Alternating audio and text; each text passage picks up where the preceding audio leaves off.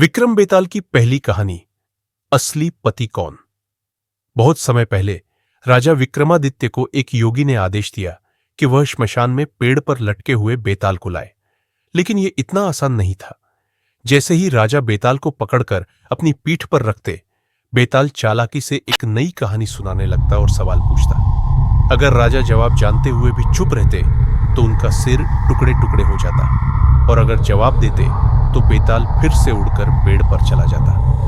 तो चलिए जानते हैं पहली कहानी। काशी की राजकुमारी और 3 युवक। बहुत समय पहले काशी में एक ब्राह्मण की सुंदर और गुणवान बेटी थी। जब वह बड़ी हुई तो 3 योग्य युवक उसका हाथ मांगने आए। एक पहला युवक, वह रोज देवी देवताओं से उसकी शादी की प्रार्थना करता और उसके नाम के मंत्र जपता था।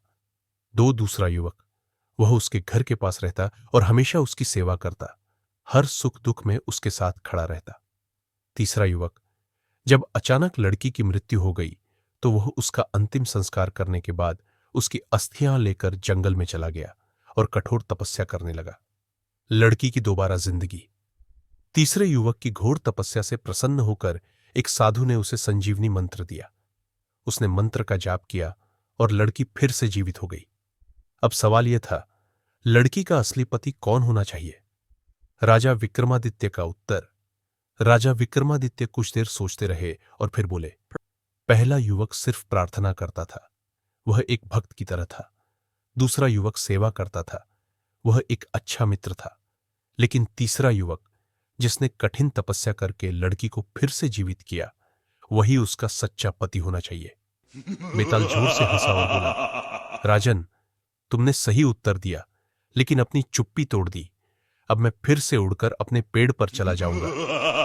हा हा हा। और बेताल पलक झपकते ही फिर से पेड़ पर जा बैठा। राजा विक्रमादित्य को एक बार फिर श्मशान जाकर बेताल को पकड़ना पड़ा। सीख, सच्चा साथी वही होता है जो कठिन समय में त्याग और समर्पण दिखाए। सच्चा प्यार दिखावे से नहीं, बलिदान से साबित होता है। आप इस सवाल का क्या जवाब देते? कमेंट में बताइए।